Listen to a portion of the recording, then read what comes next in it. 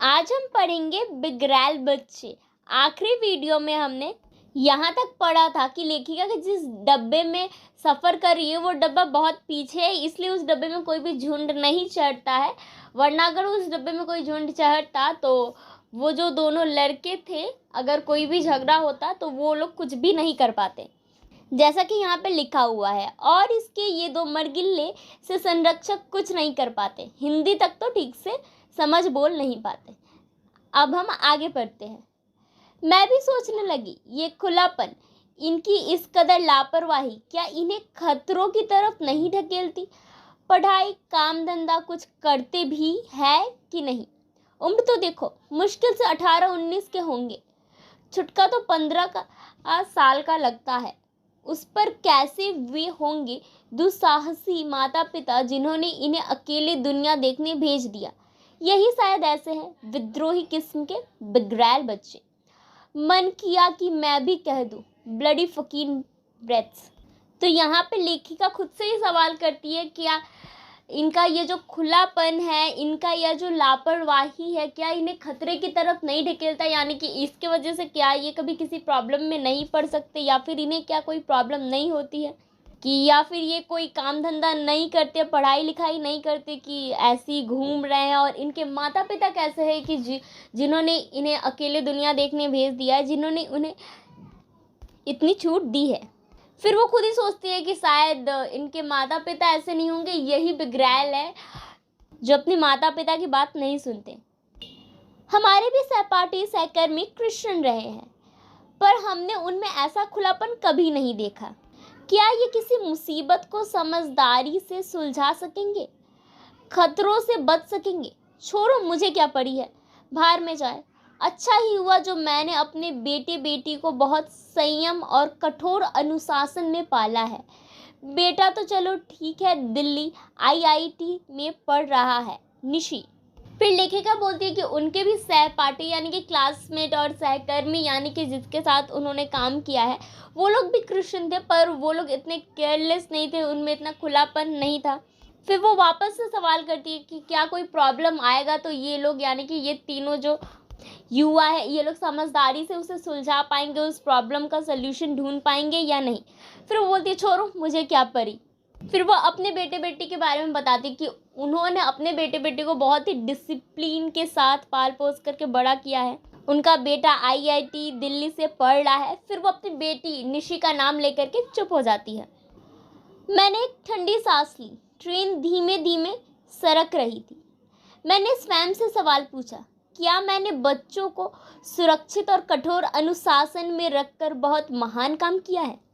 क्या निशी इस कठोर अनुशासन और अतिरिक्त सुरक्षित वातावरण में पलकर बेहद डब्बू बनकर रह गई है? बस शादी कर देने भर से क्या उसे सुरक्षित कर दिया हमने? अपनी होनहार एमबीए लड़की को मुंबई जाकर एक मल्टीनेशनल कंपनी में नौकरी, या फिर कह दिया शादी के बाद कर लेना नौकरी, वो भी पति चाहे तो यहाँ पे लेखिका पहले खुद ही बताती कि उन्होंने बहुत ही डिसिप्लिन से अपने बच्चों को रखा है। फिर वापस से वो खुद से सवाल करती है, क्या कि ऐसा करके उन्होंने क्या सही किया है या फिर बहुत महान काम किया है?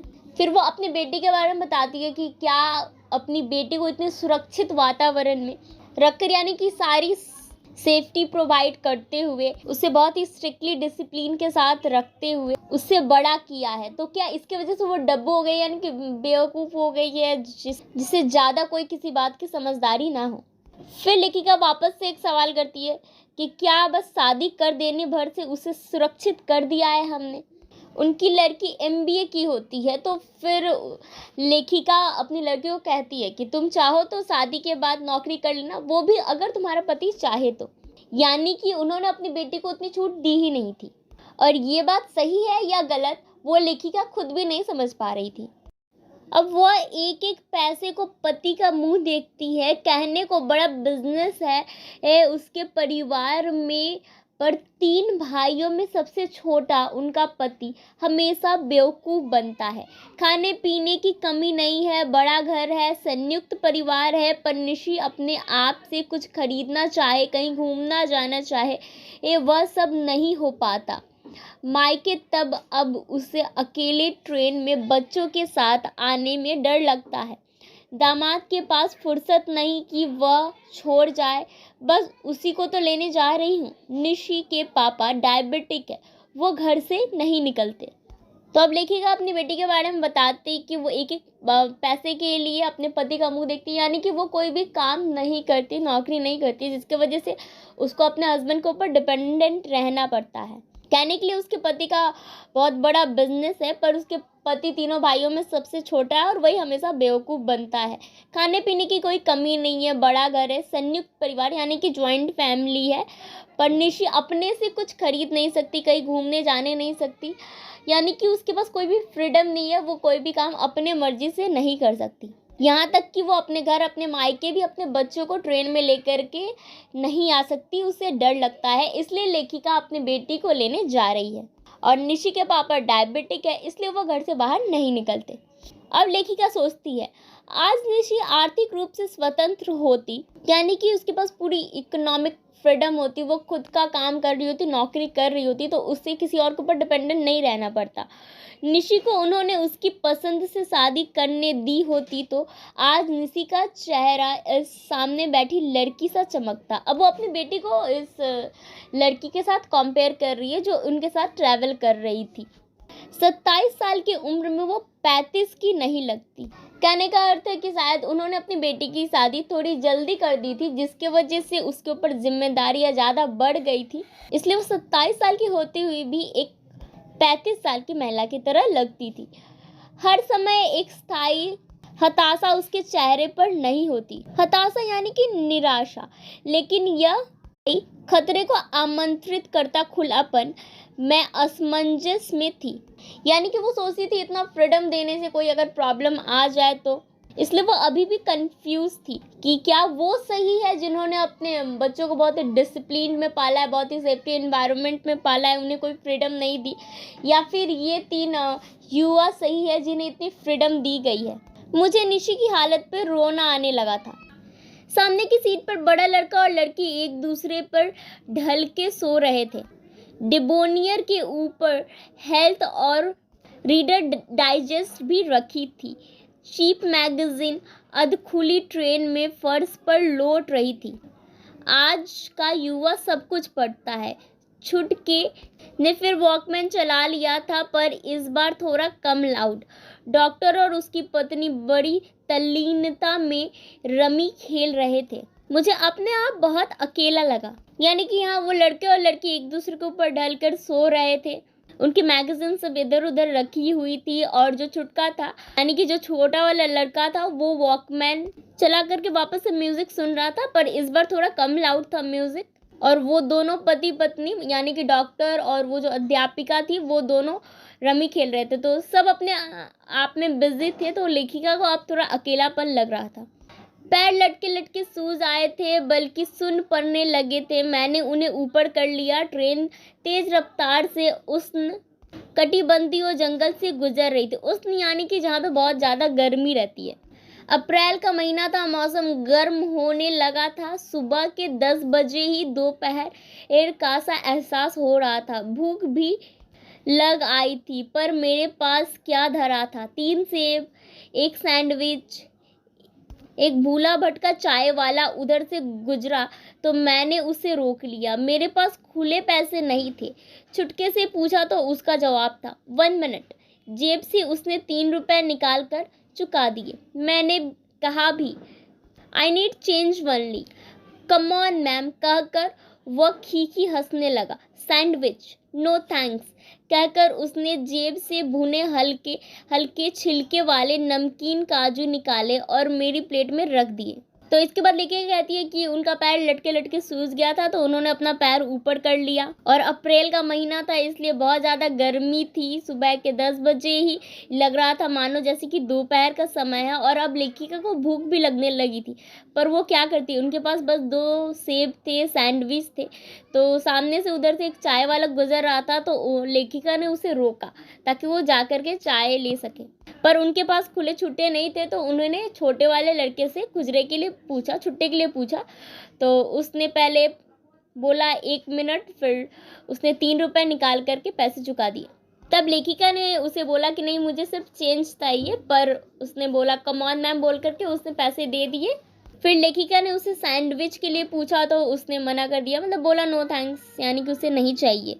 फिर चुटके ने यानी कि जो छोटे वाला लड़का था उसने अपनी जेब से हल्के भुने हुए काजू निकाल करके लेखिका के प्लेट में रख दिए। मैंने आश्चर्य से भरकर कृतज्ञता से कहा कि ऐसे काजू मैंने पहली बार देखा है, बिना छीले मगर भुने हुए।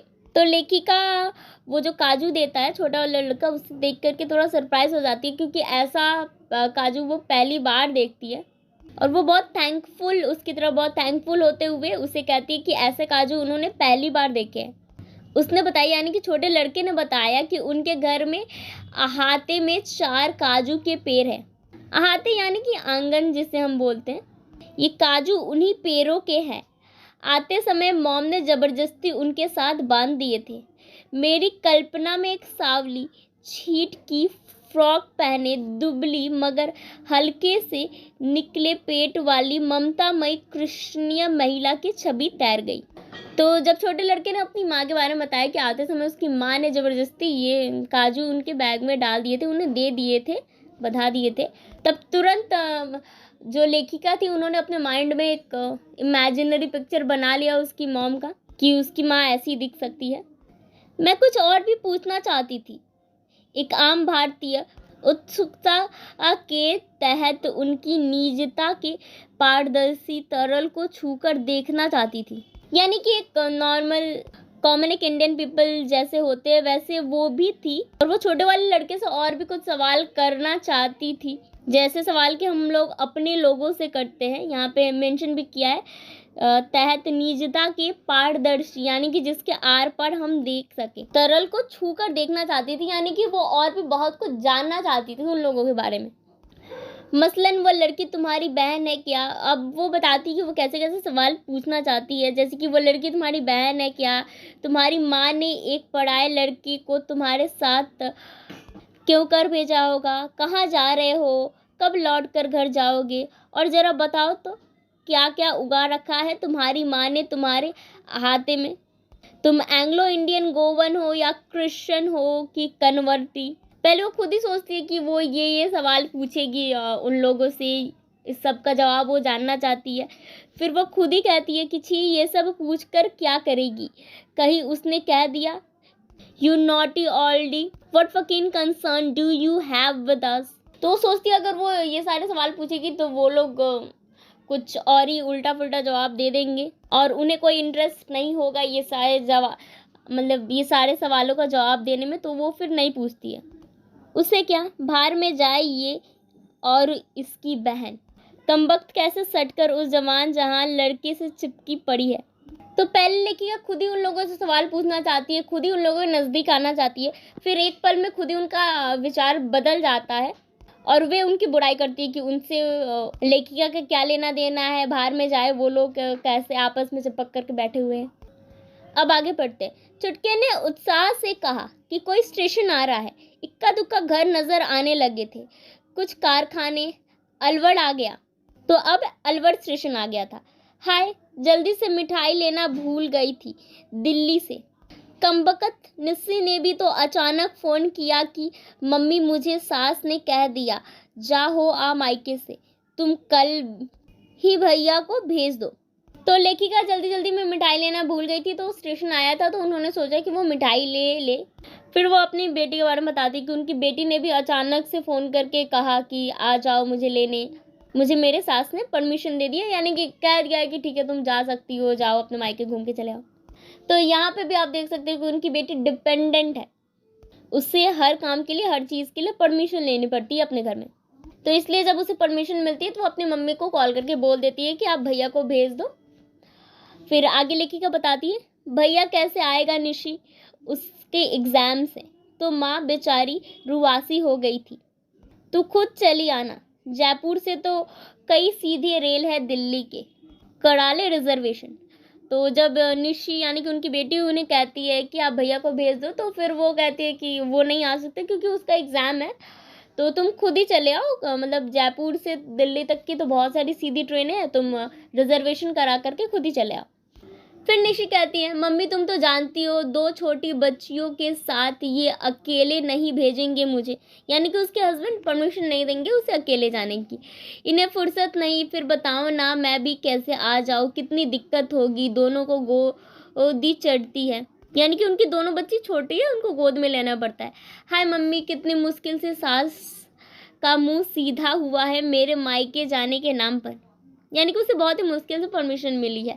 अच्छा मैं ही कल ही चल दो ना माँ, कितना तरस रही हूँ मैं, देखती हूँ। तो फिर लास्ट में लेखिका को ही जाना पड़ा अपनी बेटी को लाने के लिए। बस फिर सुबह सुबह ट्रेन में बैठती कि मिठाई लेती, तो फिर लेके कहती है कि उतने सुबह सुबह वो मिठाई खरीदती या फिर सुबह सुबह टाइम पे जाकर के ट्रेन में बैठती। अलवर से ही 2 किलो मिल्क केक ले चलती हूँ। वहाँ जयपुर में तो स्टेशन पर दामाद लेने आएंगे, उनके सामने मिठाई लेती भला अच्छी लगूंगी। मैंने अलवर आता देख पर्स संभाला, यानी कि जब अलवर स्टेशन आया तो वो पर्स लेकर के रेडी हो गई कि वो जा करके मिठाई खरीद लेगी अभी यहीं से। चुटके से कहा कि सामान का ख्याल रखे। तो देखिए, एक तरफ वो उन लोगों को ही लापरवाह कहती है, अब जब वो मिठाई लेने जा रही है तो वो उन्हें कहती है कि सामान का ध्यान रखना। डॉक्टर दंपत्ति, यानी कि वो जो डॉक्टर और उनकी वाइफ थी अध्यापिका, वो दोनों ऊपर की खाली बर्थ पर जाकर लेट गए थे। लड़की कुनमुनाकर लड़के से अलग हो उठकर खड़ी हो गई थी, कुनमुनाकर या कुछ धीरे से बोलते हुए। उठते ही चॉकलेट निकाल करके खाने लगी। कौन? वो जो लड़की थी वो उठते ही चॉकलेट निकाल कर खाने लगी। ट्रेन रुक गई, डिब्बा सच में बहुत पीछे था, मिल्क केक की दुकान दूर थी, स्टेशन पर काफ़ी भीड़ थी, सारी भीड़ पिंक सिटी में ही समा गई क्या, यानी कि स्टेशन में इतनी भीड़ थी कि वो सोच रही थी कि सारी जो भीड़ है वो क्या इस पिंक सिटी ट्रेन में ही समा गई है, सब लोग यहीं पे आ गए हैं। यह सोच मैं जल्दी जल्दी ट्रेन से उतरी और लोगों से टकराते हुए बड़े बड़े डग भरते हुए दुकान पर हाफती हुई पहुंची। बड़े बड़े डग भरते हुए, यानी कि बड़े बड़े पाव मारते हुए जल्दी जल्दी वो दुकान के पास पहुंची। 2 डिब्बे मिठाई और पर्स संभालती हुई मैं अपने गंतव्य से आधी दूरी पर ही थी कि ट्रेन ने सीटी दे दी। अभी वो ट्रेन से थोड़ी दूर में ही थी कि ट्रेन ने सीटी दे दी। मेरे तो हाथ पांव फूल गए, यानी कि उनका ट्रेन छूटने लगा था तो वो बहुत डर गई थी। भीड़ को चीरती हुई मैं आगे बढ़ रही थी और मुझे दूरदर्शन का एक विज्ञापन याद आ रहा था कि भारत में स्टेशन पर यात्रा करने वाले कम और उन्हें छोड़ने वाले ज़्यादा होते हैं। यानी कि अभी इतनी भीड़ देख करके स्टेशन पर उन्हें वो विज्ञापन याद आया, एडवर्टाइजमेंट याद आया, जिसमें बताया जाता है कि इंडिया में लोग जो ट्रैवल करने आते हैं, स्टेशन में जो आते हैं ट्रैवल करने, ट्रेन से जाना होता है जिन्हें कहीं, उनसे ज़्यादा लोग होते हैं जो उन्हें छोड़ने के लिए आते हैं स्टेशन पे। नांस में ही मुझे लग रहा था कि मैं चल नहीं पा रही, यानी कि उस सेकंड में, उस पल में उन्हें ऐसा एहसास हुआ कि वो अब चल नहीं पा रही। अपना डब्बा मुझे दिखाई नहीं दे रहा था। मैं अचानक छोटे लड़के की चीख ने ध्यान दिलाया कि मैं डिब्बे के एकदम पास हूँ, यानी कि उनका ट्रेन छूट रहा था तो बहुत डरी हुई थी, वो बहुत हड़बड़ाहट में थी, जिस वजह से उनका ट्रेन पास होते हुए भी उन्हें लग रहा था कि उनका ट्रेन छूट गया, वो ट्रेन को देख नहीं पा रही थी। फिर जो छोटे लड़की की आवाज़ सुन करके उन्हें ध्यान में आया कि अच्छा वो ट्रेन के बहुत पास है। उसने आवाज़ दी, आंटी। दरवाजे के पास भीड़ थी, मेरे पीछे भीड़ थी। मैंने किसी तरह दरवाजे का हैंडल पकड़ा और बढ़ाया ही था कि ट्रेन थोड़ा तेज रेंगने लगी। हैंडल तो हाथ नहीं आया, मैं बुरी तरह प्लेटफॉर्म पे गिर गई, यानी कि अब उनका एक्सीडेंट हो गया, उनके हाथ से ट्रेन का हैंडल छूट गया और वो स्लिप खा करके प्लेटफॉर्म पर ही गिर गई। पैर ज़्यादा बढ़ गया होता तो दरवाजे पर पटरियों के बीच घिसट रही होती, यानी कि उनका पैर और थोड़ा ज़्यादा आगे बढ़ गया होता तो प्लेटफॉर्म पे ना गिरने के बजाय ट्रेन के नीचे ही गिर जाती, और इससे भी कुछ ज़्यादा बुरा हो सकता था ये उनके लिए। गिरते गिरते मुझे छोटे लड़के की चीख सुनाई दी थी। ये उसके बाद मुझ पर झुकी भीड़ एक भंवर की तरह घूमनी नजर आई और फिर कुछ कहीं गड़बड़ से डूब गया। लेकिन जब वो प्लेटफॉर्म पे गिरती है तो उन्हें आखिरी बार उस छोटे लड़के की चीख ही सुनाई देती है। उसके बाद वो जब गिरती है तो चारों तरफ भीड़ जमा हो जाती है। ठंडे पानी की तेज छपाके से मैंने अपने चेतन का छोर ढूंढा और अचेतन की सीढ़ियां फांदती हुई होश में आने की जल्दी में मैं उस आघात की पारदर्शी झिल्ली के नीचे से मुट्ठियां बांध बांध कर चीख रही थी जो कि अस्पष्ट गो गो में बदलती जा रही थी। आखिरकार मेरे प्रहार से वह झिल्ली फटी। गर्मी और उष्ण से भरे रेलवे के रिटायरिंग रूम में बदहवास सी चारों तरफ देख रही थी। Aunty, are you okay? Doxy opens her eyes. छोटा लड़का मेरे चेहरे से सटा फर्श पे हड़बड़ाया सा बैठा था। उसकी आवाज में एक नेह भरी ऊष्मा सी थरथराहट थी। कैसे हैं आप? एक अजनबी रेलवे के डॉक्टर ने पूछा। चिंता की कोई बात नहीं है। यह यंगस्टर नहीं होते तो वो इनका और खुद का शुक्रिया अदा कीजिए। गनीमत है कि कोई सीरियस इंजरी नहीं हुई। पुराना खाया पिया काम आ गया। हंसकर डॉक्टर ने मेरे हवास दुरुस्त करने की कोशिश की। तो यहाँ पे लेखिका बताती है, ठंडे पानी की छोर की तेज छपाके से मैंने अपने चेतन का छोर ढूंढा। यानी कि जब वो बेहोश हो जाती है तो कोई उनके ऊपर ठंडे पानी मारता है, जिस वजह से वो बेहोश में थी, यानी कि और चेतना में थी, यानी कि वो बेहोश थी और फिर जब उनके ऊपर ठंडा पानी मारा जाता है तो वो होश में आती। कैसे होश में आती? वो धीरे धीरे होश में आती है। वो अपनी मुट्ठियाँ बांधे रखती है। वो कोशिश करती है कि वो होश में आए। फिर कुछ देर बाद वो आखिरकार होश में आ ही जाती है और वो जब होश में आती है तो वो देखती है कि वो रेलवे के एक रिटायरिंग रूम में बदहवास सी, मतलब एकदम थकी हारी हुई ही वैसी पड़ी रहती है रेलवे के एक रिटायरिंग रूम में। जैसी वो आँख खोलती है तो उनसे वो लड़का पूछता है, छोटा लड़का, आंटी आ रही हो कि क्या आप सही है, अच्छी है? फिर वो डॉक्टर से कहता है कि डॉक्सी ओपन हर आइज, यानी कि उन्होंने अपनी आंखें खोल दी है, उन्हें होश आ गया है। छोटा लड़का उनके पास फर्श पे हड़बड़ाया हुआ सा बैठा रहता है। उसकी आवाज़ में एक ने यानी कि स्नेह रहता है, प्यार रहता है और थोड़ा सा डर भी रहता है, थरथराहट भी रहती है। और वो पूछता है कि कैसी है आप? यह आवाज़ डॉक्टर की थी। मतलब इस बार डॉक्टर ने पूछा था कि कैसी है आप। फिर वो डॉक्टर बताते हैं कि चिंता की कोई बात नहीं है। ये जो यंगस्टर थे, यानी कि ये जो तीनों, जो 2 लड़के और ये जो एक लड़की थी, ये तीनों जो यंगस्टर थे, आप इनका शुक्रिया अदा कीजिए क्योंकि ये तीनों ही उनको वो डॉक्टर के पास लेकर के आए थे और गनीमत नहीं, यानी कि उनको कोई भी सीरियस इंजरी नहीं हुई थी, जिस वजह से कि उनकी हालत अभी अच्छी है। जो उन्होंने पहले खाया पिया था वो काम आ गया। ये सब कहकर डॉक्टर ने लेखिका की हिम्मत बढ़ाने की कोशिश की। बस अभी एम्बुलेंस आती ही होगी। मैंने थोड़ा उठना चाहा तो वह लड़की आगे आ गई, अपनी बाह का सहारा लिया। मैंने देखा उसकी शर्ट पर बड़ा हिस्सा खून से तर था। मैंने दाईं बाह की तरफ पीड़ा महसूस की। छुआ तो वहाँ एक गीला स्कार्फ बांधा था। यह बड़े लड़के का था। दोनों घुटने पर रुमाल बंधे थे। इतने में बड़ा लड़का पसीना से तरबतर हाथ में दवाइयाँ पट्टी का बंडल लेकर आ पहुंचा। Don't get up, you are still bleeding, बड़े लड़के ने मेरी चोट पर स्कार्फ दबाते हुए कहा। Doc first give her anti tetanus injection. तो फिर अब डॉक्टर से बातचीत हो जाने के बाद लेखिका अब वो थोड़ा उठने की कोशिश करती है तो लड़की उन्हें आकर के सहारा देती है। फिर उन्हें ऐसा महसूस होता है कि उनके बाएं हाथ में थोड़ा दर्द हो रहा है तो वो देखती है कि वहाँ पर एक स्कार्फ बांधा हुआ था जो कि बड़े लड़के का स्कार्फ था और उनका ध्यान फिर लड़की के शर्ट के ऊपर भी जाता है जो कि खून से लथपथ था, यानी कि उसकी शर्ट में थोड़ा खून लगा हुआ था और ये खून शायद से ही जब वो लोग लेखिका को लेकर के आ रहे थे तब लड़की के शर्ट पर लग गया था। फिर थोड़ी देर बाद वो लड़का हाथ में दवाई पट्टी सब लेता हुआ लेकर आता है और वो लेखिका को उठने से मना करता है। उनके घुटने के ऊपर हाथ रखकर उनकी पट्टियों को दबाता वो कहता है कि यू आर स्टिल ब्लीडिंग, यानी कि अभी भी उनकी ब्लीडिंग हो रही है, खून निकल रहा है, तो आप मत उठिए। और फिर वो डॉक्टर को कहता है कि आप इन्हें पहले एंटी टिटनेस इंजेक्शन दीजिए। तो फिर डॉक्टर उसे रिप्लाई देते हैं, young man don't teach me my duty, यानी कि मुझे मेरी ड्यूटी मत सिखाओ। डॉक्टर ने हंसकर कहा और इंजेक्शन तैयार करने लगे।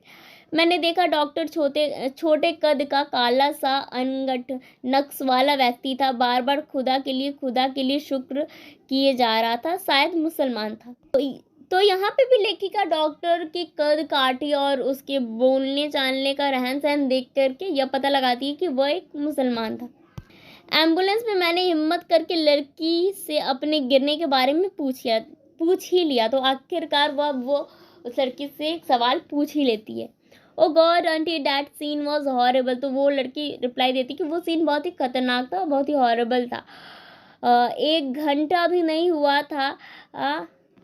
1 घंटा भी नहीं हुआ है अभी तो। आप तो बहुत बुरा गिरा था प्लेटफॉर्म पे, हाथ छूट गया था हैंडल से, वरना ट्रेन के साथ लटकता जाता।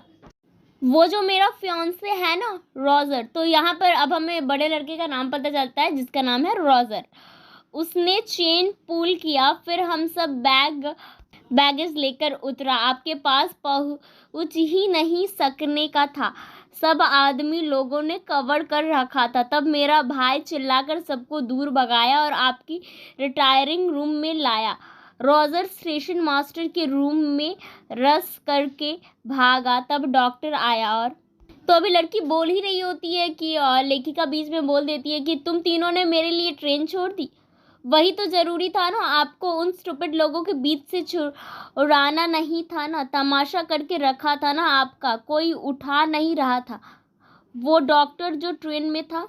तो यहाँ पे जब लेखिका वो लड़की से पूछती है अपने गिरने के बारे में, तो वो लड़की बताती कि बहुत ही हॉरेबल सिचुएशन था, बहुत ही भयानक सिचुएशन था। वो बहुत ही बुरे तरीके से प्लेटफॉर्म पर गिरी थी। उनका हाथ अगर हैंडल से नहीं छूटा होता तो ट्रेन के साथ ही लटक जाती। तो फिर वो बताती है कि जब लेखिका गिरी थी तो उस लड़के का जो फियांसे था जिसका नाम वो रॉजर बताती है, वो ट्रेन का चेन पुल करता है और फिर वो लोग अपना सब बैग सामान वामान लेकर के उतरते हैं।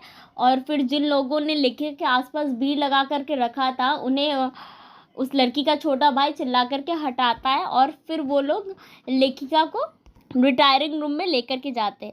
अभी यही तक उस लड़की ने बोला ही था कि फिर लेखिका पूछती है कि क्या वो जो डॉक्टर थे ट्रेन में उन्होंने क्या किया, उन लोगों ने कुछ नहीं किया। तो फिर लड़की रिप्लाई देती है वाह ब्लडी सेल्फिश फेलो, यानी कि वो लोग बहुत ही सेल्फिश थे, बहुत ही मतलबी इंसान थे। उन्होंने वैसा कुछ भी नहीं किया जैसा लेखिका सोच रही थी उनके बारे में अब तक। यह छुटका था, यानी कि इस बात का रिप्लाई वो जो छोटा लड़का था वो बोलता है कि his wife scold him not to come with us and stand back, यानी कि उस डॉक्टर की जो वाइफ होती है वो उसे डांटती है कि वो उन लोगों के साथ ना जाए, इन तीनों यंगस्टर के साथ ना जाए और यहीं पे रुक जाए, यानी कि ट्रेन में रुक जाए, वो लोग अपना सफ़र जारी रखें। We literally prayed him to, यानी कि ये जो तीनों थे वो उन लोगों से, यानी कि डॉक्टर और वो जो उसकी वाइफ थी उससे प्रे भी करते हैं, उससे विनती भी करते हैं आने के लिए साथ में, पर वो लोग नहीं आते हैं। But he told I owned down I have to reach today, तो वो लोग बहुत रिक्वेस्ट करते हैं, उसके बाद भी वो लोग नहीं आते। डॉक्टर और उसकी वाइफ वो बोलते हैं कि वो लोग नहीं आ सकते क्योंकि उनको आज ही पहुंचना है। लीव न कित होते हैं आंटी शेल्फिश लोग भी, हमको हमारा मम्मी बोला इंसान का सेवा ही यीशु का सेवा है। तो ये लड़की बोलती है अपने छोटे भाई से। तो यहाँ अब हमें उस छोटे लड़के का नाम भी पता चलता है जिसका नाम होता है कित, जिसे वो कहती है कि लीव मतलब अब ये सब छोड़ दो, वो लोग शेल्फिश थे, होते हैं ऐसे सेल्फिश लोग। उसे उसकी मम्मी ने सिखाया है कि इंसानों की सेवा करना है, यीशु की सेवा करना होता है, यानी कि भगवान की सेवा करना होता है। आप बताओ ना आंटी, आपकी जगह हम होते ये आप नहीं रुकते क्या हमारे लिए? तो यह अब एक बहुत बड़ा सवाल कर दिया था लड़की ने लेखिका से कि क्या अगर हम आपकी जगह होते तो आप नहीं रुकते हमारे लिए? क्योंकि अब तक तो लेखिका उनकी सिर्फ बुराई कर रही थी, उनके बारे में बुरा ही सोच रही थी। तो उन्होंने ऐसी कोई उम्मीद रखी नहीं होगी इनसे कि ये लोग ही आकर के उसे बचाएंगे। मैं सोच में पड़ गई थी, यानी कि लेखिका अब सोच में पड़ गई कि मैं क्या करती, मैं उतरती किसी घायल के लिए इस उम्र में, सूजे हुए पैरों के साथ में किसी घायल के लिए मैं क्या कर सकती थी।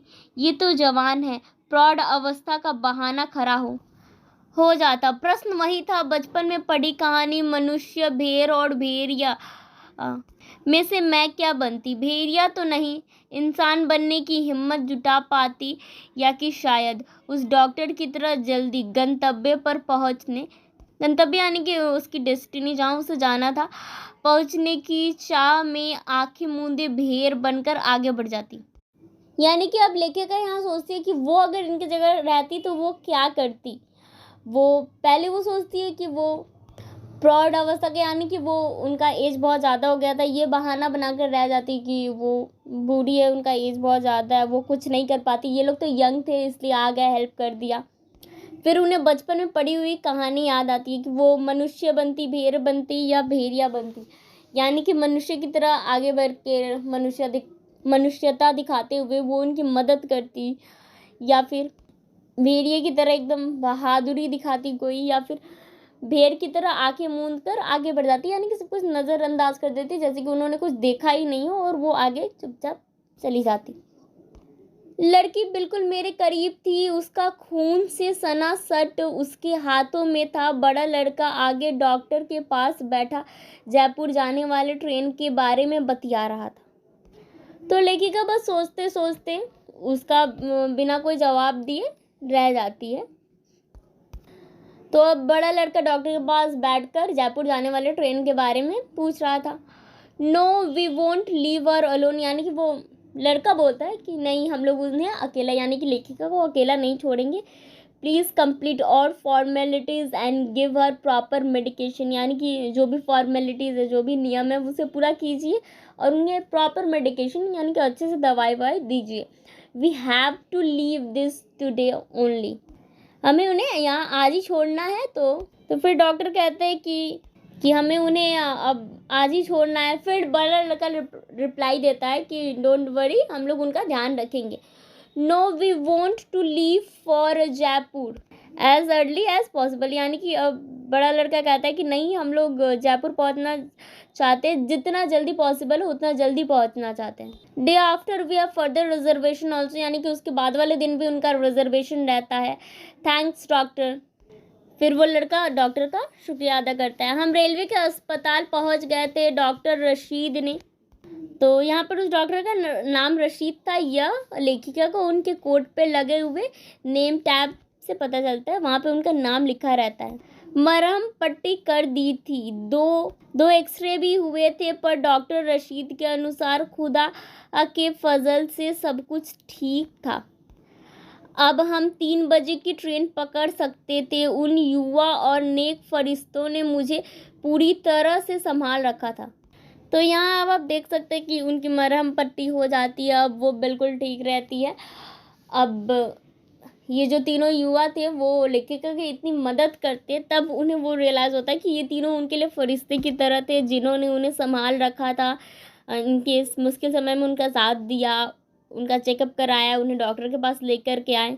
अब लेखिका बिल्कुल ठीक हो गई थी, यानी कि अब वो ठीक थी, पहले से बेहतर थी। तो वो अब 3 बजे की ट्रेन पकड़ के वो लोग जा सकते थे। उन्होंने आगे के कार्यक्रम से ज़्यादा मेरी चिंता थी, यानी कि उन तीनों युवा को आगे क्या करना उससे ज़्यादा चिंता लेखिका की थी।